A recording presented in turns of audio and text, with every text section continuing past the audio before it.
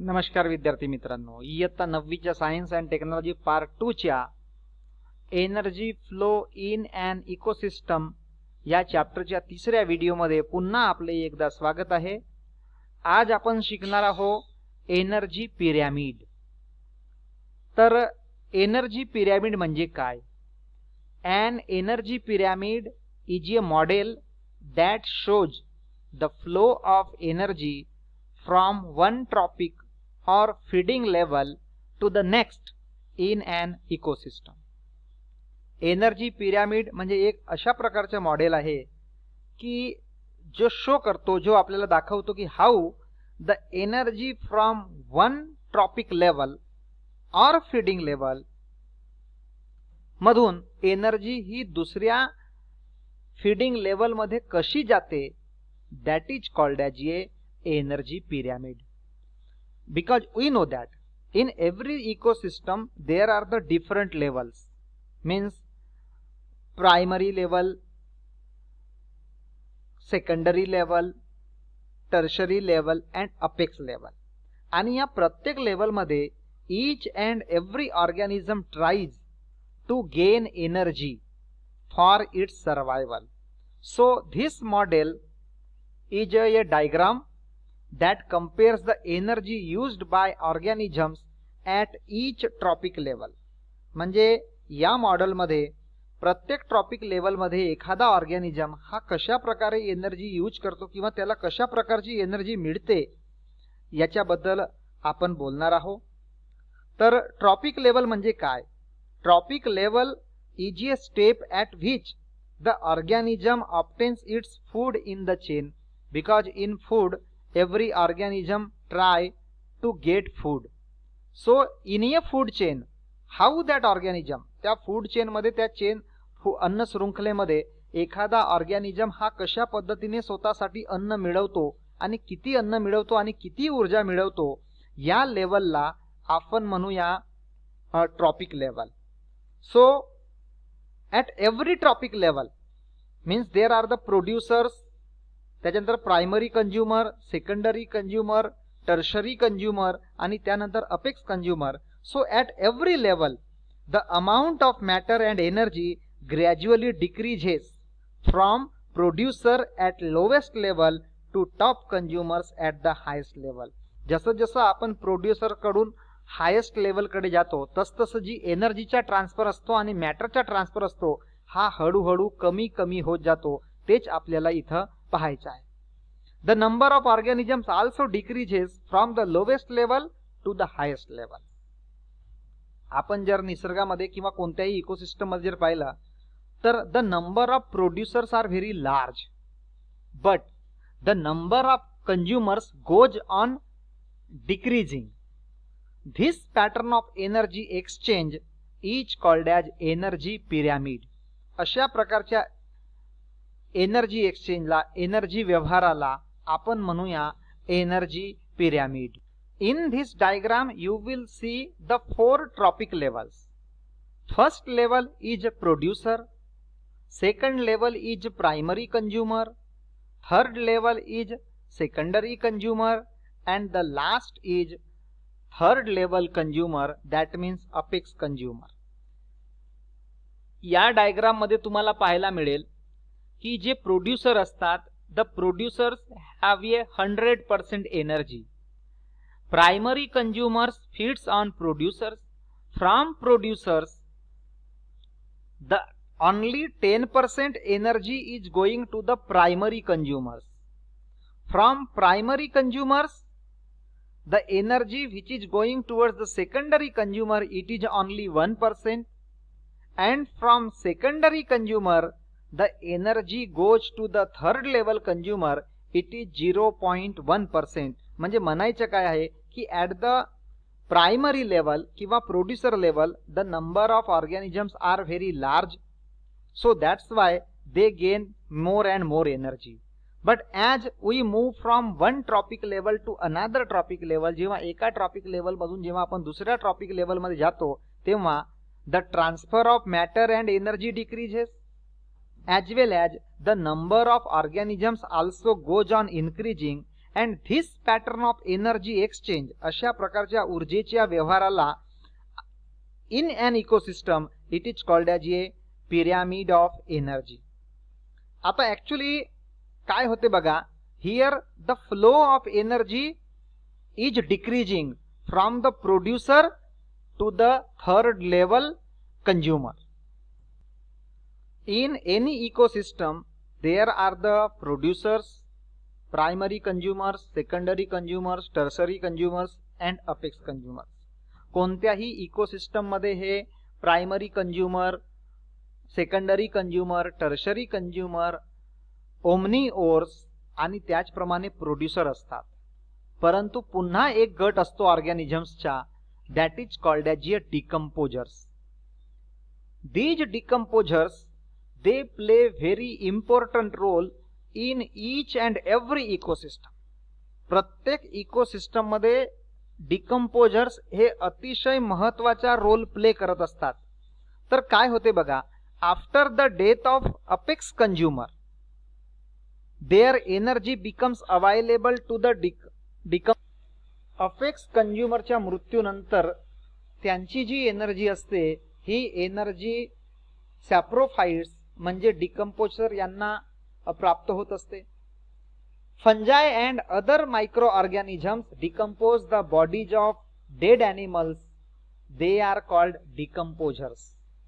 म्हणजे फंजाई आणि इतर मायक्रो ऑर्गॅनिझम्स जे असतात, these organisms they decompose the body of dead animals. These decomposers they convert them into simple carbon compounds. म्हणजे त्यांच्या बॉडीमध्ये असलेले जे कॉम्प्लेक्स कंपाउंड्स असतात, that complex compounds are converted into simple carbon compounds and these simple substances they easily mix with air, water and soil. Later काय होते बघा की हे जे न्यूट्रिएंट्स जमिनीमध्ये, पाण्यामध्ये आणि हवेमध्ये मिक्स होतात, these nutrients they are absorbed by the plant and again incorporated into food chain. Food chain मध्ये पुन्हा ते न्यूट्रिएंट्स असतात, ते पुन्हा परत रिसायकल केले जातात. This helps circulation of nutrients. म्हणजे याचा अर्थ हा आहे की डिकम्पोजर्स जे असतात, the decomposers are playing very important role in every ecosystem because they release the nutrients from the tertiary consumers or apex consumers and these nutrients are released back into the ecosystem and these nutrients becomes available for the plants. From then these plants, then again they goes to the primary consumer, then to the secondary consumer, then to the third consumer and so on, and in this way the nutrients in the ecosystem are recycled with the help of the decomposer. That's why decomposers are playing very important role in ecosystem. Ecosystem मध्ये decompose हे nutrients जे असतात, जे पदार्थ असतात, या पदार्थांना nature मध्ये, इकोसिस्टम मध्ये पुन्हा रिसायकल करायचे काम करतात, पुन्हा त्या वेगवेगळ्या ऑर्गॅनिझम्स करिता ते उपलब्ध करून देतात. आणि म्हणून कोणत्याही इकोसिस्टम मध्ये डिकम्पोजर्सची भूमिका ही अत्यंत महत्वाची असते. यानंतरचा समोरचा टॉपिक म्हणजे युनि डायरेक्शनल फ्लो ऑफ एनर्जी. ऊर्जा ही एकमार्गी वाहतुकीने इकोसिस्टम मध्ये धावत असते. कशी धावत असते त्याच्याबद्दल आपण पाहणार आहोत. In ecosystem there is one way along which energy moves. कोणत्याही इकोसिस्टम मध्ये जी एनर्जी आहे ही एकमार्गी वाहतुकीने धावत असते.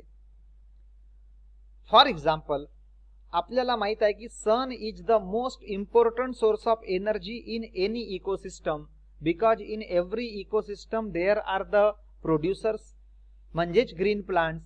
These green plants they makes their own food by capturing the solar energy and therefore this energy in our ecosystem comes from the outside source, that means sun.